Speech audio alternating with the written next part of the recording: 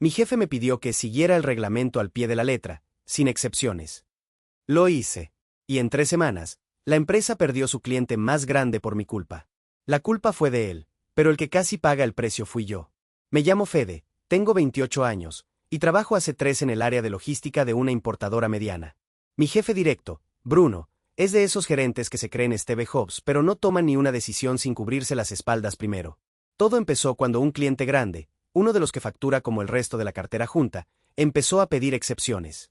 Que si le podíamos despachar sin la documentación completa porque después la mandaban. Que si le podíamos dar 15 días más de plazo de pago sin intereses. Cosas que technically violaban el reglamento interno, pero que todos, incluido Bruno, veníamos aceptando en silencio hacía años porque era el cliente más importante que teníamos. Un viernes, Bruno me llama a la oficina. Me dice que hubo una auditoría interna y que de ahora en más, el reglamento se cumple al pie de la letra, sin excepciones, para nadie. Le pregunté, textual, ¿ni para el cliente grande? Y me contestó, con esa sonrisa de gerente que ya sabe que se está por lavar las manos, ni para el cliente grande. Reglamento es reglamento, Fede. Vos aplicalo tal cual está escrito. No quiero sorpresas. Yo sabía que estaba jugando sucio. Sabía que en el fondo esperaba que yo, por miedo o por costumbre, siguiera haciendo la vista gorda como siempre. Pero me lo había dicho clarísimo, con testigos en la oficina de al lado. Así que decidí hacer exactamente lo que me pidió. Ni un poquito más, ni un poquito menos. El lunes siguiente llegó un pedido del cliente grande sin la documentación completa, como siempre. Y por primera vez en años, no lo despaché. Le mandé un mail formal, copiando a Bruno, explicando que según el reglamento vigente no podíamos procesar el envío sin la documentación correspondiente. El cliente llamó furioso. Bruno me llamó a su oficina, y ahora me decía que usara el criterio, que no todo es blanco o negro. Le recordé, con el mail en mano, que él mismo me había pedido por escrito que aplicara el reglamento sin excepciones. Se quedó mudo. Como no había forma de despachar sin violar lo que él mismo había ordenado, el pedido se retrasó 4 días. El cliente, furioso, empezó a pedir presupuesto a la competencia por las dudas.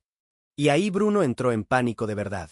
Me pidió, casi rogando, que hiciera una excepción solo por esta vez. Le contesté, tranquilo, que yo simplemente estaba cumpliendo la directiva que él me había dado por escrito frente a testigos, y que si quería que volviera al criterio anterior, necesitaba que me lo confirmara también por escrito. Porque no iba a ser yo, de nuevo, el que cargue con la decisión y con la culpa si algo salía mal. Bruno no quiso poner nada por escrito. Prefería seguir hablando en pasillos, dando órdenes ambiguas que después podía negar si algo salía mal. Así que el conflicto escaló hasta la gerencia general. Ahí fue cuando se destapó todo. La gerencia general no sabía que Bruno llevaba años aprobando excepciones informales al reglamento para ese cliente, sin ningún registro oficial, y que ahora estaba tratando de tapar el descalabro echándole la responsabilidad al empleado que, casualmente, era el único que había hecho exactamente lo que le habían ordenado por escrito.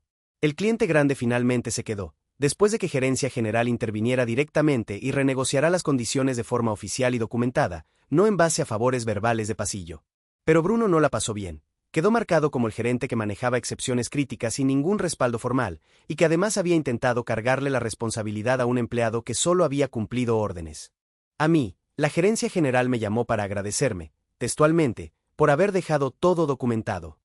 Ese mismo mes me ofrecieron pasar a coordinar el área, el puesto que hasta ese momento tenía asegurado el sobrino de Bruno, que curiosamente también trabajaba ahí.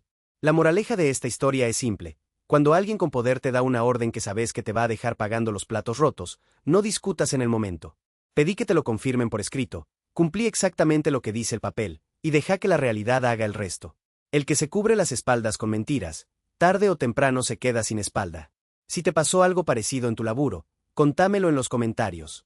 Y si te gustó esta historia, suscríbete, porque la semana que viene subo otra todavía más fuerte.